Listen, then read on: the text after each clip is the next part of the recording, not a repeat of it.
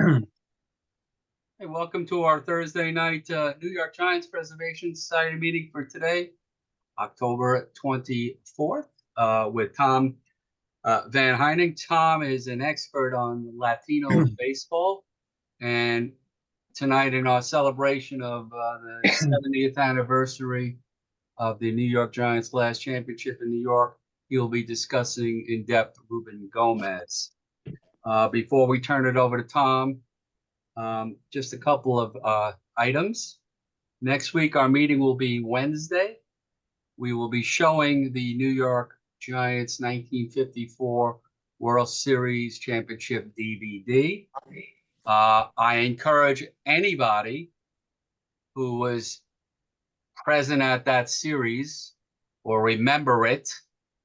You'll have ample time to speak before we play the DVD. I'd like to hear from some of you who were fortunate enough to see that last World Championship series. Tomorrow night, I am speaking at the 9 online symposium in Arizona via Zoom, and I am speaking about basically our group. So look forward to that. We have hit the 340 subscribers to our YouTube channel. If you haven't subscribed yet, please do. We'd like to get up to 350 soon. And we're 5 away from 3,000 Facebook followers on our Facebook page. So I think that's all pretty good numbers considering we're supporting a team that really has not existed for quite a long time. But with that being said, I am going to turn over the program to Tom. Tom is doing a PowerPoint presentation, so I have got to get this screen up for him. But before I do that, let's all welcome Tom Van Hyning. Tom, thanks for joining us tonight. Let me get you started here. Okay. Can you all hear me? Okay. Yes. Everybody hears you fine.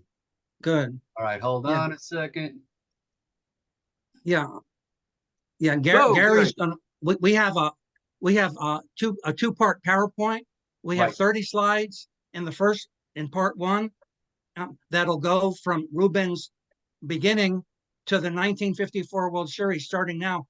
So my cover slide, of course, mentions the great Albert Einstein, and some of you people probably have forgotten more about Albert Einstein than I will ever know, but you know, he has a great quote that I always use in my PowerPoint presentations. My contact information is on the first slide. Next, you can, Gary, you can go to the next one. Yeah. Okay, so Ruben was born, and actually Guayama was where Ruben grew up. That Guayama, Puerto Rico was incorporated in 1736, as you can see on the little depiction below, but he was actually born next to Guayama in a little town called Arroyo, Arrryo.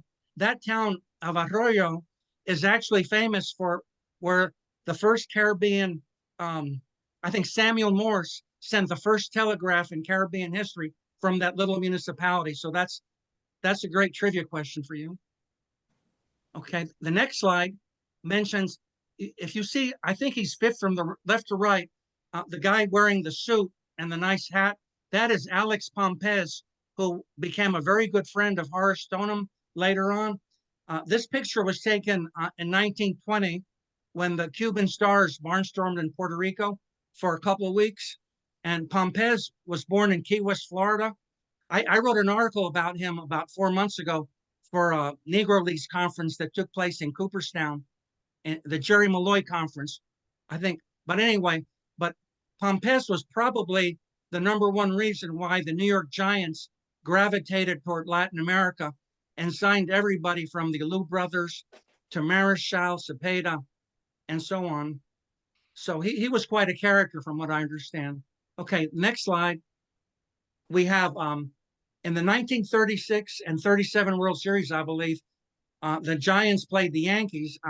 Mellott is on your left and DiMaggio is on your right. Ruben Gomez, I think, once told me that the first World Series that he ever heard on the radio were these two series in 36 and 37, and Puerto Rico having a connection to New York, obviously, especially during the 40s and 50s, where a lot of people from that island, migrated, moved to New York. It was kind of exciting for the people in Puerto Rico. And DiMaggio was really one of the baseball heroes, from the major leagues. Next slide, please. Satchel Paige was one of Ruben Gomez's idols. This picture of Satchel Paige took place in 1937, the same year that the Giants and the Yankees played in the World Series. The dictator Trujillo spent a lot of money to hire some of the best Negro leaguers for his own team in a 3-team tournament. And Paige, I think, cleared $15,000 that summer. That was a lot of money back then during the Depression. Paige then subcontracted players like Cool Papa Bell and Josh Gibson for that 3-team round robin tournament. And by the way, the night before the championship game, Trujillo's police officers detained every single player, including Paige, and put them in a jail cell because they didn't want Paige and teammates to run around town the night before the game. So that's a true story. Next slide. Ruben was a big fan of the 1939-40 Guayama team, which was really one of the best Puerto Rico Winter League teams in history. It had Orlando Cepeda's father, Perucho, was a shortstop on that team. Paige had a 19-3 record, and that particular winter in the 56-game season, Paige struck out 208 batters in 205 innings, which is still the all-time Caribbean Winter League record ever. The number 2 guy was a lefty named Vinegar Ben Mizell, who back in 1956-57 struck out 206 players in the Cuban Winter League. But this Guayama team was sponsored by the Rotary Club, and it won back-to-back titles in 39 and 40. And by the way, at that time, the Puerto Rico League was considered semi-pro. So the winner of the Puerto Rico League played the semi-pro champion of the United States, which was a team from Oklahoma. So it's kind of an interesting story. And I've done research on that too. Barney Brown was a knuckleball pitcher, lefty, crafty lefty. Barney Brown won 16 games for Ruben's favorite team, the Guayama Witches, the Brujos. And Ruben was fascinated by Barney Brown because when he watched Barney Brown pitch, he noticed that Barney Brown's screwball tailed away from right-handed hitters. So really, Barney Brown was the inspiration for Ruben Gomez throwing the screwball. Next slide, please. Ruben was one of the few student athletes, professional players at the time, who actually got a college degree. From 1945 to 49, he attended classes and graduated from the University of Puerto Rico. This is the famous bell tower at the campus in the city of San Juan. And Ruben majored in physical education. He ran track. He also did the hurdles and played on the baseball team. Next slide, please. Of course, I mentioned Barney Brown a minute ago. Well, Ruben was a rookie in 1947. At age 20, he was signed to play for the Santurce Crabbers for his first professional contract. And Barney Brown was finishing his career there. And Ruben actually got to bat against Barney Brown. So he firsthand saw how effective Barney Brown was. Carlos Bernier and Nino Escalera were a couple of Puerto Rican players who joined Ruben in the States. I think Ruben played in the old Colonial League in 48, 49, and had success there. They won a championship there. The next slide shows the famous scoreboard at Sixto Escobar Stadium. Escobar is actually named after Puerto Rico's first world boxing champion, who was a bantamweight at 118 pounds. And the famous Jack Dempsey actually went to Escobar and refereed one of the fights there. Dempsey, got down to Puerto Rico and became a referee for a while. The rum companies in Puerto Rico were big sponsors. Santurce, their logo, they're the crabs. And yeah, the Santurce Crabbers were founded in 1939. They were, their first owner was a guy named Pedrin Zorrilla, who later became a good friend of Horace Stoneham. Next slide. One of the top players was Willard Brown. He was the first Black player to hit a home run in the American League for the St. Louis Browns. Unfortunately, he wasn't treated very nicely in St. Louis and basically only had that one home run. But he was kind of angry. And when he went back to Puerto Rico in 1947-48, he had 27 homers in a 60-game season in Puerto Rico. And he was the man in Puerto Rico. Everybody looked up to him. Everybody wanted his autograph. The next slide is Pedrin on the right and his lovely wife, Deanna, who's a close friend of mine for many years.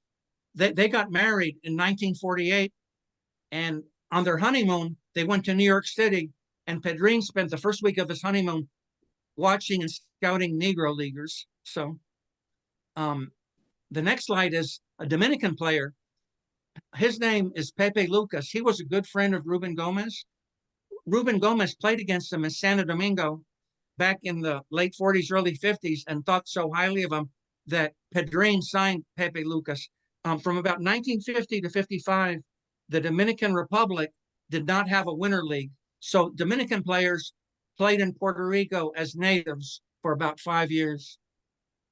The next slide is the great Louis Olmo. Those of you might be old enough to remember, he hit a home run against Joe Page in the 1949 World Series, playing for the Brooklyn Dodgers. And Olmo actually was one of the guys who jumped to the Mexican League and lost 3 years of big league service from 1946 to 48. But Commissioner Chandler pardoned him and the other guys.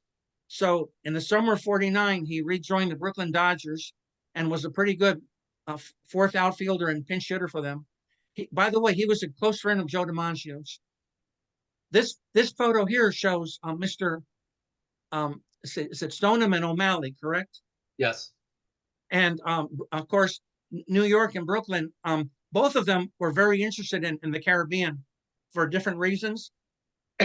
And they were actually very aggressive when it came to signing players who had played in winter ball, including Monty Irvin, by the way. This photo here, this was taken in the 52-53 season. Jackie Robinson made several visits to Puerto Rico. Oh, and before I forget, Jackie Robinson had an opportunity to manage in Puerto Rico in 1950, but Commissioner Chandler vetoed that contract on a technicality. It's a long story, but it could have happened, but it didn't happen. Ruben Gomez enjoyed, chatting with Jackie Robinson. Jackie Robinson watched several of the playoff games that season when Santurce won another championship. Next slide. This is a big moment for you New York Giant fans because it was on February the 5th of 1953 that Ruben signed a $10,000 contract with the Giants, and he got a $5,000 signing bonus. That seems to be pretty good money back then. That same night, Gomez celebrated with an 11-inning shutout in the semifinals. Later that month, Ruben told me that the highlight of his career was he had a walk-off hit to win a Caribbean Series game against Cuba, the Havana team, on February 22nd. He said that hit and that win was more significant to him than Game 3 of the 54 World Series. So go figure, right? But that was what he told me. Next slide, please. This is a guy that I really enjoyed talking to on the phone several times. Don Little, if you remember, threw that ball that Vic Wertz hit over Willie Mays' head. But back in 52-53, Little pitched for the arch rival San Juan Senators. And in one game, a true story, Don Little actually defeated Ruben Gomez in a winter league game. The betting was so high that day, the amount of bets were so significant that after the game, a fan jumped on Little's back and stuck 3 $100 bills in Little's back pocket. And then a minute later, a policeman with a billy club beat the fan because the police officer thought that the fan was attacking Little. What happened was Don Little comes to his hotel room after the game and he finds $300 in his back pocket to find out that the betting was so intense that the fans felt that Little should be rewarded with a cut of the proceeds. So, I mean, that's a true story. And that's how that rivalry between San Juan and Santurce was very similar to Brooklyn and the New York Giants. It was really very colorful rivalry. Leo DeRocher actually liked Ruben Gomez a lot. he liked his personality. And Ruben Gomez did have to prove himself in Phoenix in March of '53. Even though Santurce had won the Caribbean Series and Ruben Gomez was known in the Caribbean, Ruben Gomez had never pitched in the majors. As a matter of fact, in 1952, Ruben Gomez gave a friend $3,000 so that the New York Yankees could release him. Ruben was very mad at the Yankee management because the Kansas City Blues only pitched him one time that summer. So Ruben actually took off his uniform and traveled to the Dominican Republic to play in the Dominican League. And basically, he was gone from the Yankees. Well, in spring training in '53, we'll see 3 Cleveland players in the next slides. After DeRocher, we have Luke Easter is the first guy. Well, Ruben Gomez was wearing number 72 in spring training. So DeRocher puts him in the 6th or 7th inning of a spring training game, and he has to face Luke Easter, Larry Doby, and Harry Suke Simpson. And guess what? He strikes out 3 in a row on like 11 pitches. And within 10 minutes after that game, DeRocher informs Gomez that he made the team. And 5 minutes later, Gomez calls his wife long distance in Puerto Rico and tells her, Teresa, they've promoted me to the parent team. My number from now on will be 28. It was 72. So that's a great story too, that DeRocher made a very quick decision after that spring training game. The next slide is a little program for the '54 yearbook. Some of you may have that yearbook. Of course, that was the year that I was born, so it has some sentimental value to me. The next slide shows a depiction of the Polo Grounds. It's a great stadium. Pedrin Soria, as a young man, went to several games there back, close to 1920, I think, when he was a teenager. Ruben actually won 17 games, if you recall, for the Giants in '54 after winning 13 in '53. There was Iram Beathorn had won 18 for the Cubs in '43, so Ruben was one short of establishing a record for a Puerto Rican pitcher. But Ruben, by the way, was the first Puerto Rican pitcher to start and win a World Series game. But how many of you recall a Giants lefty named Adolfo Luque? Anybody remember him? Adolfo Luque was a Cuban pitcher who won Game 5 of the 1933 World Series when the Giants had a starter named Hal Schumacher, and they beat the Washington Senators, I think, 4-3, and Luque won that game in relief. So Luque was the first Latino to win a World Series game for the New York Giants. Gomez was the second Latino to win a World Series game, but the first one to start a game. Here's a ticket stub for Game 3. I believe it was in Cleveland. Over 71,000 fans were at that game. It was the first World Series game in history where 2 Latino pitchers actually started, because the starter for Cleveland was a right-hander named Mike Garcia, who was like Tex-Mex and very, very fluent in Spanish, obviously. So before the game, they had a 10-minute chat in Spanish and exchanged pleasantries. So that was kind of nice. And I'm sure a bunch of you were big Hoyt Wilhelm fans. One of the things that fascinates me about Hoyt Wilhelm was the Giants sent him to Havana. He pitched, believe it or not, before he threw a pitch for the New York Giants, he pitched for the Havana Lions in Cuba for 2 years. And he was almost 30 years old before he actually made his first appearance for the Giants. But Hoyt Wilhelm actually pitched against Santurce in the 1901 Caribbean Series held in Caracas, Venezuela. So that's another example of the importance the Giants gave to winter ball. Okay, so in the sweep here, Lefty Gomez made a really cute quote about the Gomez, surname being undefeated in World Series competition. So I guess between the two of them, they were 7-0.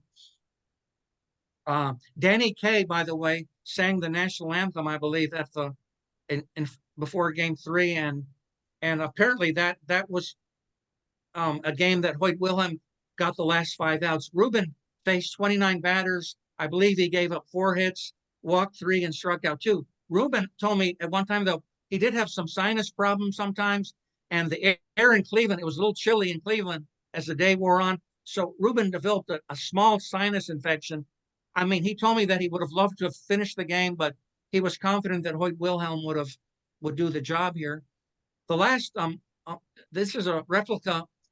I don't know if any of you have a replica of that ring, but it seems pretty attractive to me. But Ruben never showed the ring to me, so I can't recall seeing it on his finger. But he was obviously very proud of that World Series. All right, I'm going now to take. I'm going to try to get to the second round of Okay. videos. Just give me a second. Hopefully, this doesn't do anything bad. Okay. All And right, I think that might work. are we going to? But we'll take the questions after part 2. That's Correct? exactly correct. And I think Excellent. I did this I right. appreciate Gary's help. I think I got this correct now. We're good. All No, yours, this is Tom. great. No, you're great, Gary. You're like the star of the show. I'm basically making a cameo here. But left to right, you have Willie Mays, Soria, and Ruben Gomez. Ruben told me that Mays never drank alcohol or smoked a cigarette in Puerto Rico. He drank a lot of cherry soda and orange juice. And apparently, Willie Mays was very, very cordial with everybody there. He and Bill Greason were close friends from the 1948 Birmingham Black Barons, and Greason and his wife lived, of course, in the Normandy apartment. So Willie had a lot of home cooked meals that winter with Bill Greason and his wife. Okay.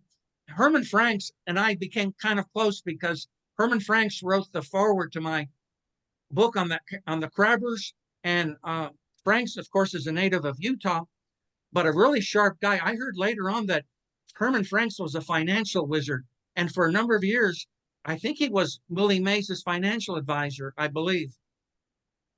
Very sharp, very, very intelligent. Willie, by the way, had 172 at bats. So Willie was a big football fan. So there would be a few days that Pedrin Soria gave Willie a round trip ticket to New York so he could watch the Army Navy football game. And Willie had to accept an award, I think in Los Angeles and in New York, a major award. So Pedrin let Willie accept those awards and then return to Puerto Rico for the remainder of the season. Okay. So now I'm going to go to Don Zimmer. We have Zimmer. Zimmer, this is a great story. Zimmer and I had a great interview in spring training in 92 when he was a coach for the Boston Red Sox. Zimmer told me that the Mayagüez team on the west coast of Puerto Rico had released him in late December of 1954, and they sent him to the airport. But luckily, Pedrin Soria found out of his release, and Pedrin immediately drove from his home to the airport to try to catch Zimmer before the plane took off to New York.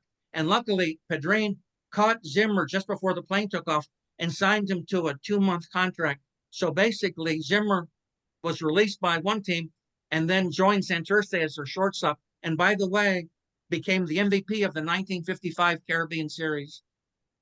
Played in and now this picture here is kind of interesting for me because as we all talk tonight and listen and whatever, I'm currently I'm editing the page proofs of my third book, which is titled The Caribbean Series.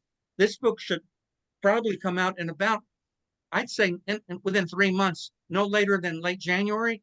And the cover of this book will show Willie Mays on your far right upper corner approaching home plate after a walk-off home run against the Venezuelan team to win Game 3 of that Caribbean Series. That win actually was a decisive win because Santurce finishes 5-1 and Venezuela finishes 4-2. So, and by the way, that home run was hit off a New York Giants pitcher from Venezuela named Ray Monzant, who was, of course, a Giants teammate of Mays, mid to late 50s. The next slide is also, this was my second book. This was a book titled The Santurce Crabbers. The photo from left to right, from your left or left to right, would be Willie Mays. Center field, Roberto Clemente played left field. James Buster Clarkson, third base. Bob Thurman was the right fielder because at the time, Thurman had a better throwing arm than Clemente, more accurate. And George Crow was the first baseman. This was the equivalent of their murderers row. And anyway, here's the guy that threw the pitch that Willie Mays was in a 0 for 11 slump when he hit that home run, and the fans were sort of kind of implying that he was washed up, but Mays all of a sudden hits a home run, and then he goes like 11-14 in the next 3 games to finish with like a 440 batting average. By the way, Herman Franks coached Monsan in Venezuela. This is the famous Carl Hubble, who has one of the best screwballs of all time. Why is Carl Hubble connected to Santurce? Well, in January of 1956, Horace Stoneham sent Hubble to Puerto Rico because the Santurce team in 55-56 had several giants named Steve Ridzik, Al Worthington, and Gomez were 3/4 of the Santurce starting rotation. Bill Greason was the 4th starter, and Hubble was sent to Santurce to check on his pitchers to make sure they were healthy and doing okay. And apparently Gomez told me that he and Hubble had a great chat because Gomez admired Hubble's screwball, and they probably talked about that for a few minutes. This is the former National League president, Bill White, who was a young New York Giants player in 1956, but he also was contracted by Santurce to play for the 56-57 Santurce team and also for the 55-56 team. He played parts of 2 winters, but in 56-57, he was, the Army called him, and Orlando Cepeda replaced him at first base for Santurce. But he and Cepeda were friends. Cepeda was a rookie with the 55-56 Grabbers, always played with Santurce in Puerto Rico. I met him when I was 13 years old, and Cepeda was very nice to me. One time when he allowed me to, he introduced me to some ball players during some documentary at Beathorn Stadium, and it was such an experience for me, and so I enjoyed. And about the summer that he was inducted in Cooperstown, I had an opportunity to have lunch with him, his agent, and Mrs. Soria at the Soria home in Santurce. So I've had several nice experiences with Orlando. Very nice person. I'd like to take a moment to say something really positive about Sandy Koufax, who, of course, for you fans, maybe not as exciting because he was a Brooklyn Dodger, but Koufax never played in the minor leagues, but he did play for the winter league team in Caguas, along with Tom Lasorda on the far right and Jim Landis in the middle. Now, I never interviewed Koufax. I wish I could have. I interviewed Jim Landis, Gold Glover, American League player, and Lasorda, who is pretty fluent in Spanish, or was pretty fluent in Spanish. I understood that Koufax enjoyed Puerto Rico, but the reason why he was released in late December of 56 was a ruling was put in place that the winter league teams there could only have 3 big leaguers on their roster. And at the time, Koufax had like a 4-7 record, and the team decided that they needed to drop Koufax because they were looking for other alternatives. So that's kind of weird, that Koufax became such a great pitcher after that. But at that time, he was kind of wild. But I understood later that he enjoyed Puerto Rico and that the fans respected him and that he had a good time and so on. So it did not hurt his career.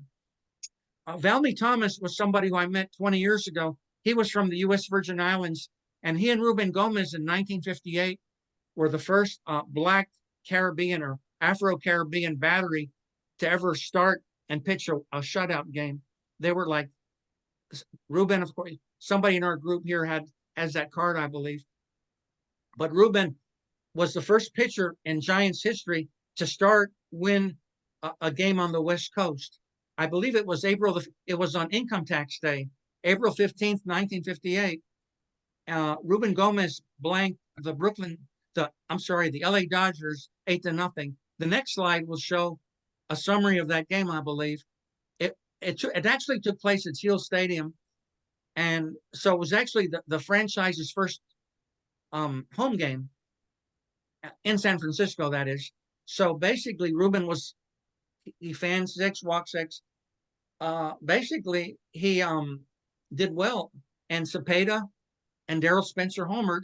Gomez was actually a pretty good hitting pitcher. He went 2 for 4. Mays drove in 2 runs. If you remember, though, back in 1953, before Valmy Thomas joined the team, there was a Cuban catcher named Ray Noble, who actually, I believe, was the first Latino catcher and for the Giants franchise. So I think Valmy Thomas would have been fallen. Jackie Brandt is one of my favorite players. I had several great interviews with him. If you recall, he played for the Baltimore Orioles, Philadelphia Phillies, some other teams. He played in Havana, Cuba in the mid-50s, and then he joined Santurce in 58, 59. He finished second to Orlando Cepeda in the Puerto Rico batting chase. Brandt hit 349, Cepeda hit 362, and Brandt had a pretty good Caribbean series in Caracas back in February of 59 when Santurce finished 3-3, and the team from Almendares, Cuba, won it. So Brandt, in Puerto Rico, he made like $800 a month plus $250 a month for living expenses. But like a maid would come in and clean his apartment.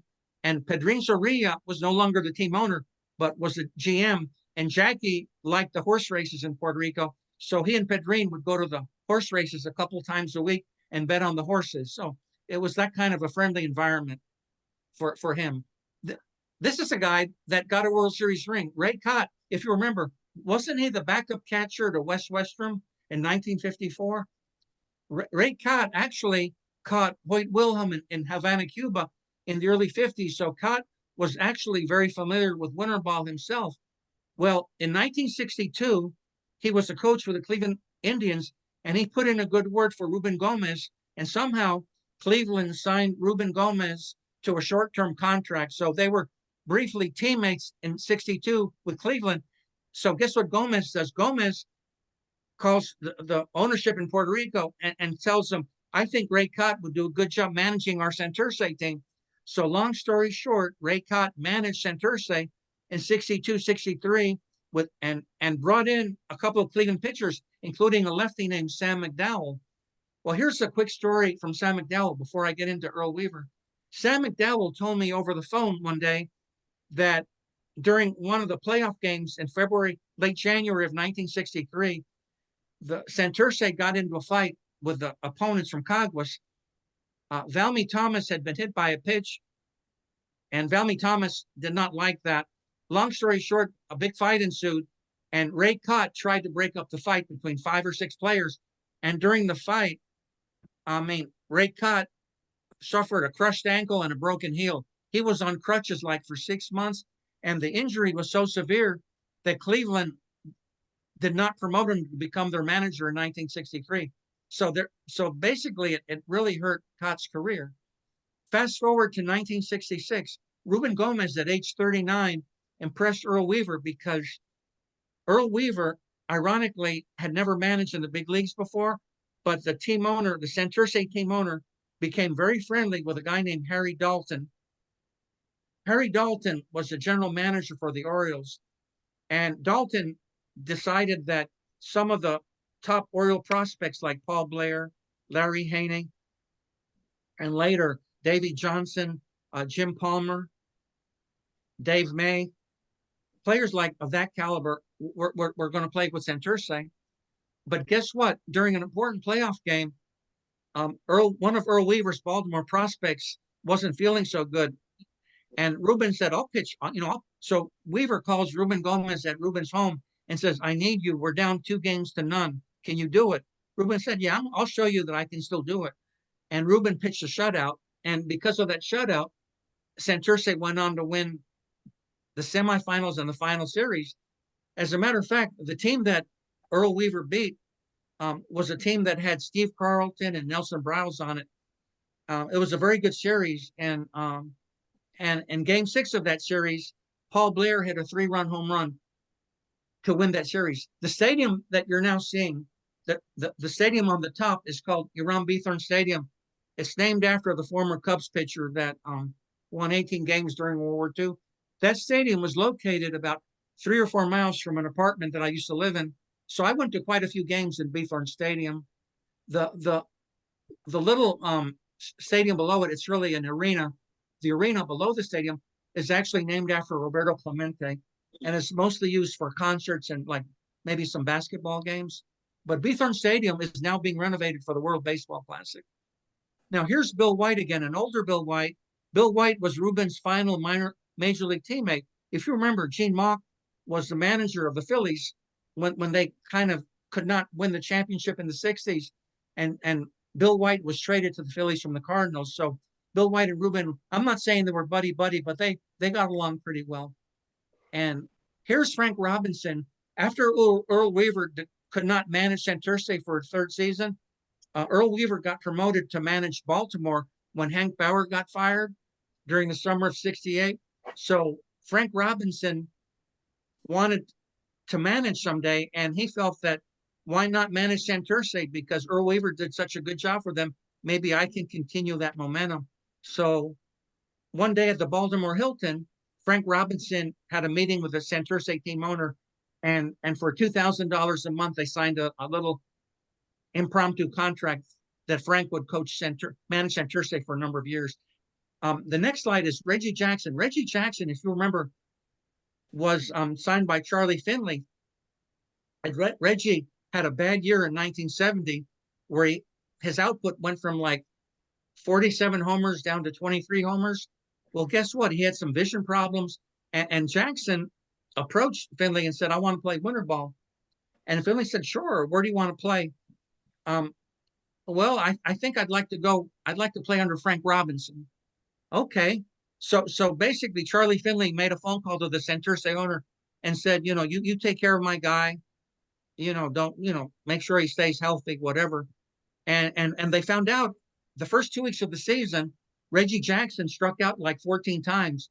Well, an ophthalmologist in Puerto Rico did a detailed eye exam and said, Reggie, you've got some serious eye problems. So it was playing Puerto Rico winter ball that Reggie Jackson finally realized, I need to wear glasses. So that was probably a good turning point for him.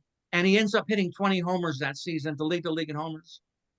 And he helps them win the Caribbean, helps them play in the Caribbean Series. Tony Perez was a teammate of Reggie Jackson in Puerto Rico and a teammate of Ruben Gomez during the mid to late 60s. Tony Perez is a great gentleman, a great baseball ambassador, had to leave Cuba because of the Castro regime in 1960, but made Puerto Rico his second home, played in 4 Caribbean Series events, is the only player in Caribbean Series history with a 400 career batting average in those events. A super guy. Then Don Baylor on your left played 3 years for Santurce. Well, and then on the right, Don Baylor played a year in Venezuela for the Magallanes team. Baylor, ironically, was one of Ruben Gomez's favorite players. And the reason being that Frank Robinson's last year with Baltimore was in '71, and the Orioles had a trip to Japan after the '71 World Series against Pittsburgh. So guess what? Ruben Gomez is appointed to manage Santurce for one winter, and because of Frank Robinson's absence. So Ruben told me that his 2 favorite crabbers were Don Baylor and the next guy, Dusty Baker, who has a big connection to the Giants. Dusty Baker played center field for Ruben, and Baylor played left field for him. And Santurce qualified for the playoffs, but got beat in the semifinals. But he told me that some of the American players by the early '70s would go down to Puerto Rico and treat it as a vacation. But Ruben told me several times that Baylor and Baker played hard every game, and they were not there on a vacation. So he very much appreciated those 2 guys. The next slide is the great Roberto Clemente, who was a teammate of Ruben's, obviously from 1952 through '56. And by the way, when Pedrin Soria had to sell Clemente and Juan Pizarro and a guy named Ronnie Sanford, he had to sell them for like $30,000 to erase the debt. Ruben Gomez was such a good athlete that for a few weeks after Clemente's sale, Ruben Gomez was put in center field because he was very quick and had a pretty good arm. So he was a good all-around athlete in winter ball. Dave Kingman had a lot of major league home runs, but he also struck out a lot. Dave Kingman was actually a teammate of Ruben Gomez in 1973. However, in mid-November of that year, there was a game that Santurce lost to their arch rival San Juan, 13-11, and Kingman made like 2 errors and struck out like 3 times. And that performance left such a bad taste in the ownership's mouth that Kingman was released that same night and given his walking papers, because in Puerto Rico, quite frankly, and in Cuba and in the Dominican, those are not those were not developmental leagues. Those leagues were to win. And if a player was goofing off, or if a player didn't perform well against your arch rival, let me give you another quick example. The great Bob Gibson was pitching a game in the Dominican Republic against the left-handed hitter named Willie McCovey. Both were very young at the time, and Gibson gave up a 3-run homer to McCovey, and the teams were big arch rivals. And that same night, the Licey owner of Gibson's team signed Gibson's relief papers and put Gibson on a plane the next morning. So I'm just telling you, I'm not that I'm whatever and reinventing the wheel here, but winter ball has a lot of exciting moments, and probably in some ways more passion than the major leagues. The next slide is the famous Robin Yount, who played 20 years, joined the Brewers as a teenager, and I've interviewed him. He was in Arkansas 2 months ago for a conference that I attended and spoke a little bit about Winter League, but mostly about his playing golf and auto racing and other things. But Robin Yount was a teammate of Orlando Cepeda and Ruben Gomez in 74-75 in what turned out to be Cepeda's farewell song. And Frank Robinson, by the way, managed Robin Yount in Puerto Rico. And Robin Yount was very appreciative. This is Paul Hartzell, Hartzell. Why Hartzell? Well, on December 7th, 1976, Ruben was already 49 years old. Hartzell had just turned 23, and Ruben Gomez was released by Santurce after 28 seasons and signed with the arch rival Bayamon team. So guess what? Hartzell is pitching for Santurce, and the Bayamon ownership wanted the gate receipts to be really good one night. So they decided to promote Ruben Gomez's final start in Puerto Rico. So on December 7th, 1976, Paul Hartzell and his manager, a guy named Jack McKeon, who smokes a lot of cigars, McKeon basically drove Hartzell to the game that night. And what happened was Hartzell was 8-2 that year, but had a bad outing, gave up a bunch of hits and walks, and was removed in the third inning. So Hartzell was removed in the third inning, was so unhappy after the game that Hartzell actually walked 10 miles to his apartment in Santurce because he refused to take the team bus. He was so mad at himself. And anyway, that was a story that I recently wrote for a website. And I also wrote Paul Hartzell's SABR bio.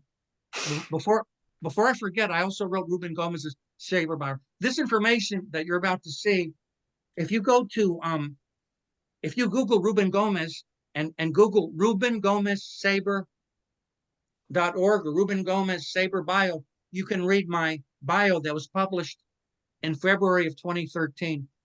Here's some summary stats of Ruben's career. He actually won slightly over 400 games, including semi-pro games in Canada. Of course, his record with the Giants was basically barely above 500 with the New York Giants. But he did win that World Series game. He was 6-2 in the Caribbean Series. I think I have one more slide. But before I forget, he also pitched in other winter leagues. Somebody early on before this presentation, one of you made a very interesting observation about Ruben passing away just prior to some important celebration. And he died on July the 26th of 2004 at the age of 77. But I want to leave you with a very important story, because some of you may have heard things about Ruben Gomez being a hothead, or Ruben Gomez maybe being a little bit in your face, or being a headhunter. But he was a very nice man, actually. And when he pitched in Veracruz, Mexico in the mid-60s, Ruben Gomez could have kept $35,000, a lot of money back then. But guess what? The kid who sold him the lottery ticket was somebody who Ruben Gomez went after. And Ruben finally set up a trust fund for this young man, this child, at a local bank. And guess what? The kid who sold Ruben this lottery ticket became a doctor, and was able to somehow found out a few years before Ruben's passing, this kid who became a medical doctor was informed that Ruben was undergoing an operation of his own. So I thought I would end with this slide to show you the kind of person Ruben was, because I know that, he was a race car driver, he was a character, he hit Joe Adcock with a pitch, he hit Frank Robinson several times, and so on. Well, it's 6:50. I think I've spoken long enough, and I'd like to allow a few minutes for questions now. First of all, Tom, the research, phenomenal. I mean, I don't know there's a handful of people who know as much as you about the Caribbean, Latino baseball. Those two books the Santurce Crabbers, and the other one about that you have coming out. And that one, and there's a new one coming out. Where could, if anybody wants those, where would they get them? Well, they're the two best places would be Amazon.com or McFarlandPub.com. Wonderful. The pictures you sent were fabulous. Steve and I were at the 50th celebration of the 1954 team, and I guess it was Pac Bell Park at the time. And Ruben had died, a few days earlier. That's what that reference was to. But just fabulous, and pictures you got, especially of famous players that most of us knew, were just tremendous. Steve, you're up. Great job. Brought back a lot of memories. Obviously, DeRocha liked him because he was a fiery guy. I mentioned something early on, and you said you didn't know, which is okay. But maybe somebody else can kind of verify it. Either Ruben Gomez must have hit Joe Adcock with a pitch, and somewhere along the line, Adcock ran after him around the Polo Grounds with a bat. Well, that was July 17th. That was July 17th of 56. Well, on July 17th of 1956, that game was actually played at County Stadium. Milwaukee was the home team, and. Okay. And as far as I could tell, Ruben told me that he hits Adcock on the wrist and not in the head. But Adcock was so mad because Adcock was a home run hitter. So Adcock chases Ruben. Ruben goes into his own dugout. And correct. The rumor was Ruben picks up an ice pick, and several of Ruben's teammates hold Ruben back because they don't want Ruben to hit Adcock with the ice pick. I guess I was wrong about the Polo Ground, but very nice presentation. Thanks for joining us. Thank you, Steve. I appreciate that. Mr. Norm, you are up. Tom, that was a great presentation. So many things that I did not know that I'm glad I know now. And I am one of the people who has the 1954 replica ring. It's a great keepsake. I love this ring. I got two questions for you, one short one long one. Okay. The short one is, you had a picture of Herman Franks and Willie Mays. Yes. A friend of mine are trying to figure out if that's 1954 or 1955. Do you know? Well, actually, the winter season technically began October 17th of 54, and it ended in the Caribbean Series in February. That picture was probably taken, I would say, late 1954. Probably. Okay, great. Thank you. I'm going to circle that right now. Thank you. And then, is there any short version of why Jackie Robinson couldn't manage? Yeah, the short version is, Commissioner Chandler, there was some ruling, and I don't have the ruling in front of me, but there was some detailed rule book that said that something about active major leaguers managing in winter leagues, and it didn't have to do with the color of his skin, and but it's something that probably, I think the commissioner had the power to allow that, and somehow the commissioner got very legalistic and told the Mike West owner, Jackie Robinson cannot manage your team. You'll have to hire somebody else. All right. Thank you very much, Tom. Thank you, Norm. Mr. Fracchia, welcome back. You're up. Yeah, I had heard a story, and I don't know if it's true, and I'm wondering if you can verify it for me. There was a story that I heard a few years ago that Ruben was pitching against some particular team. His wife was pregnant. He was supposed to call his wife after the game. He didn't. And the team was like taking the train somewhere. And they pulled the train off on a sidetrack thing. And he called his wife from like the phone there. And, proceeded to get back to the train. And the manager looked at him and he goes, kind of like just frustrated, saying, I forget what, I forget what the exact story was, but it was something along those lines. But it was just a really hysterically funny story. Do you know anything about that story? No, I can't say I do, but I do know that, you know, yeah, my friend, his second son was born in October '54, and right after the World Series. So it wasn't that kid. It could have been his first son. Okay, here's what could have happened. His first son was born in early '51, and maybe Ruben was in the I think that might have been in the minor leagues. I don't Okay, maybe because I thought it might have could been be, spring training, but I don't know if they took the train or maybe in spring training, maybe. training. But Yeah, I heard but that story and I just thought it was just so funny that, because his yeah, manager kind of was like, wanted to string him up and, because it's like they had to detour the train just for Ruben to call his wife and let him know the game went fine and he was like on his way back to wherever. wow. Well, okay, So well, maybe I just didn't know if you had heard that story. no, I'm not familiar. By the way, I love, that you brought in like Alex Pompez is great. Who is it? There's a academic out of Chicago who wrote a great biography about him. Oh, Adrian Burgos wrote one. Yes. Yeah. Yes. Absolutely. But thank you for your presentation. It was awesome. Thank you. I appreciate that. Tom, I meant to tell you, I loved your slide of Dave Kingman and your comments about him because, everybody made fun of him. He'd fit right in today's game. It's just unreal. The low batting average, the lot of home runs, the strikeouts, and he walked a lot. So my has the game changed, and he was really, as Jeff Cohn would tell you, ridiculed a lot, and he'd fit in and make a lot of money today. That I can tell you. Yeah, he was born too soon. Yeah. One other thing, if Jeff, Tom Yes. mentioned Sam McDowell. Does he have any reference that you can remember Sam McDowell about with the Mets? Sam McDowell with the Mets. Yeah, I'm going to tell Can't you. say I have. Yeah, you do. When Willie Mays came back, his first Okay, that game was the as home a run? Met, Sam McDowell Okay, yep. walked the first three batters that day, and Uh-huh. Rusty Staub hit a Staub grand hit the slam. home run. Yep. Harvey, you're up. I love this presentation. The photographs that you showed were wonderful. Willie Mays in a Santurce uniform was just brilliant.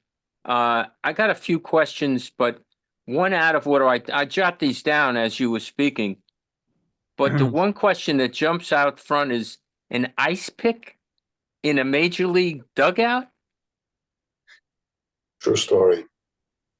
There was an ice pick that Ruben was alleged to have been about to use. Yeah, well, and it could be that back then, the water coolers back then, maybe the Yeah, players had ice ice, picks to put the ice in the cups. Back in the Right. day, Okay, they didn't Well, have the I- machines. I learned something. And the question, you showed a photograph, I believe it was of Satchel Paige Yes. in a uniform, and the uniform is buttoned incorrectly. But if you read what it was across the chest, it was supposed to be Trujillo. Yes. That was the name of the team because I guess because Trujillo, the dictator, wanted to have his name on the uniform. That's correct. Yes. Now, I wonder if Satchel intentionally misbuttoned the uniform because he probably wasn't a Trujillo fan. Yeah, but that's true. He was a character, but he was paid so much money that he kind of pretty much followed marching orders. Okay. Ray, you referred to Ray Monzon. I saw Yes. my first game July 10th, 1954. When were you born that year? Oh, I was born on June 20th. So you were a month old, 3 weeks old, 2 weeks old. He pitched in that game. I don't remember him pitching, but I do remember his name was properly in the scorecard as Ramon Monzon. That's right. That's right. Ramon is the Spanish, and the anglicized version is Ray. Yes, correct. That's what they put on the baseball card. But on the Yes. scorecard that day, the Giants had pre-printed scorecards. It was Ramon Monzant. And, oh, by the way, Monzant, Herman Franks managed him in Venezuela in 53, 54, and Ramon was Frank's ace in Caracas. So the Giants thought highly enough of Franks that they send him to Venezuela to manage too. I believe Herman Franks was the Giants pitching coach that day in July of 54. But I think he coached third base. I think Leo DeRosa. coached third. Leo coached third base. Yes, Leo coached third. Leo would have coached first and third if he could have physically done it. And last but not least, you referred to Sandy Koufax. Yes. Yes, I do not like the Dodgers. I detest the Dodgers. But I saw Koufax pitch live in 1962. I was seated at the Polo Grounds. He was pitching against the Mets.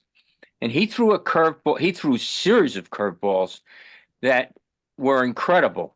And the Mets dugout was screaming at the umpire, who I believe was Ed Vargo, who kept calling them strikes. This 12-6 curveball. I always said the only thing I gave into the Koufax brilliance was he's the greatest left-hander I ever saw. Because Marichal is the greatest right-hander I've ever seen. But Koufax was off the charts. He was a great pitcher. Thank you. Thank you Harper. very much for your presentation. I loved it. Mr. Thank you. Freer, you're up.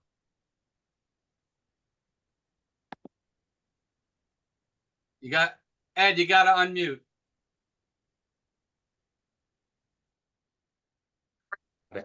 There you go. Very good presentation, including names like Vinegar Ben Mizell. They don't mention names like that too much anymore. But when I was watching the Giants when they were playing in New York, I was always happy when Ruben was pitching. But the comment I want to make is today about one of the presentations you had there was a series ticket from 1954 in Cleveland. I noticed the admission price was $7. A comment on today's Times, I understand if you want to go to the Yankee game, $1,100. Any More. opinion on that? More than that. More than that. That's not right. $1,100.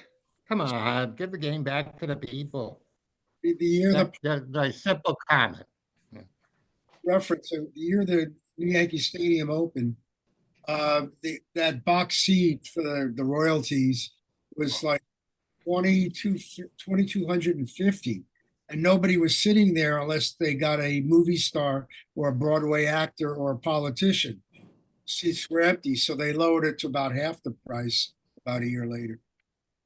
Ed, do you have another question or? No, just a comment. That was it. But Ruben Gomez was one of my favorite pitchers. Thank you. Mars, you're up. Mars, unmute. Thank you, Tom. There was a lot of things that I learned through your presentation. I always knew about, teams that played in Puerto Rico, the Winter Ball, and Cuba as well. Question I have, well, first I'll make a comment. I saw Sandy Koufax pitch in 56, 57 as a garbage time reliever, and he must have hit the backstops 3 or 4 times like Ryan Duran did when he came up with the Yankees.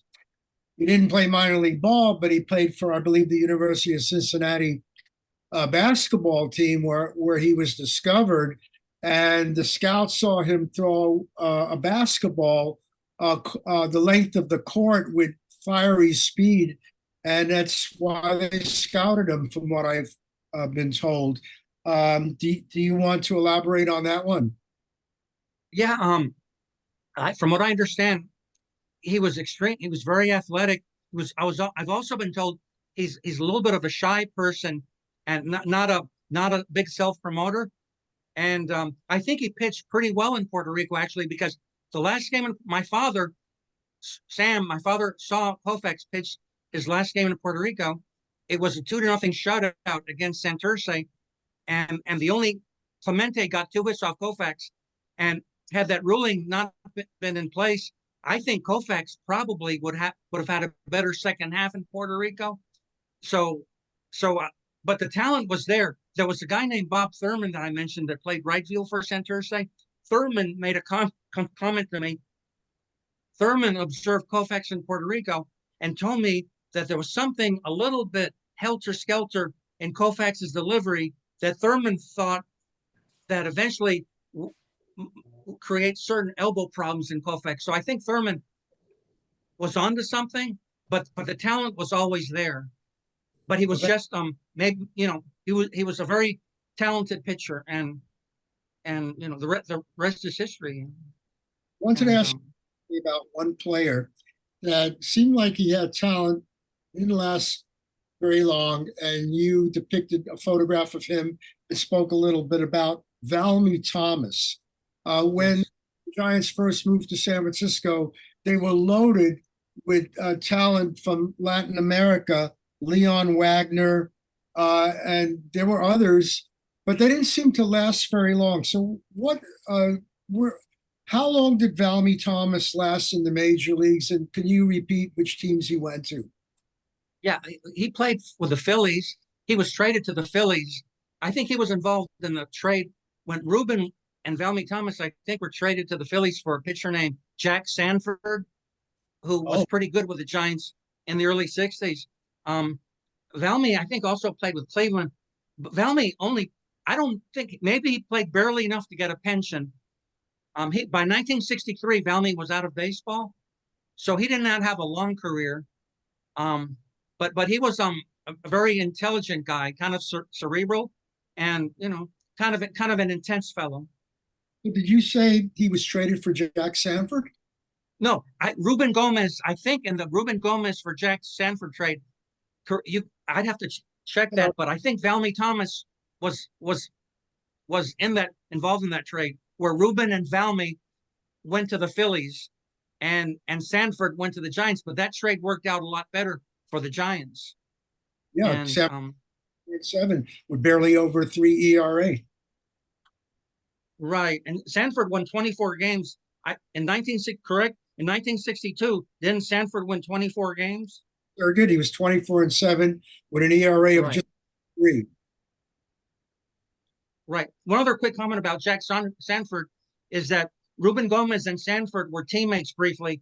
Sanford and Ruben Gomez pitched in the 1954 Caribbean Series in Puerto Rico when both of those guys were reinforced the team. Mickey Owen was the manager, and they contracted Ruben and Sanford. So Ruben and Sanford were very briefly teammates in winter ball during the Caribbean Series. To finish answering your question, Valmy Thomas played for the Giants in 57 and 58. He played for the 59 Phillies, 1960 Baltimore Orioles, and 61 Cleveland Indians. He did play 5 years, but he came close to getting a pension, I think. He must have passed away early in life too. Is that the case? Well, I made a point. Let's see.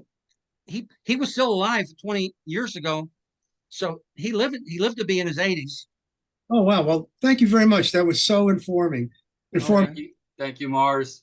To wrap it up, the man with the golden pipes, Mr. Dan Taylor.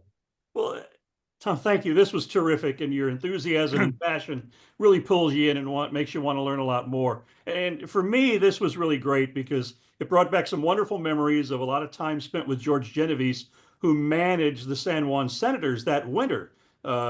Branch Rickey put him there to keep an eye on Clemente because Rickey was poised to take him in the draft that winter. And so George told me a lot of wonderful stories about that time. One question, though, before I jump to a couple of quick stories that George shared, didn't Ruben Gomez and Mays have some big feud that winter? Didn't Gomez drilled him in batting practice or something, and they really they had a falling out over that? Yeah, very good point. There was a pitcher named Milton Ralat, R-A-L-A-T, throwing some batting practice, and something happened where Ralat threw one that was too close to Mays, and Ruben kind of tried to interfere, and Ralat and Mays nearly went to blows. And Ruben actually, I think, tried to be the pacifier since he knew Mays. So Ruben didn't really I think Mays was so annoyed at the pitcher that Mays briefly took out a little frustration on Ruben, like, get off me. I want to go after this pitcher. And so Ruben actually, that particular moment, Ruben was trying to get them to quiet down a bit. But yeah, it ruffled some feathers, but I think the next day things were okay. But in today's world, like with the internet and all that, it probably might have been a bigger deal. But Oh, thanks for clarifying. That's an interesting story. A couple of things that George talked about, that Santurce team and how great it was. I mean, he talked about all those guys, and he talked about how he would tease Herman Franks, who was in the third base coaching box, and he said, what are you doing here? You don't need to coach or manage this bunch. They're great. And Franks would kind of snarl at him about it. But he talked about the game when he got fired, and Buster Clarkson and the guys that you talked about.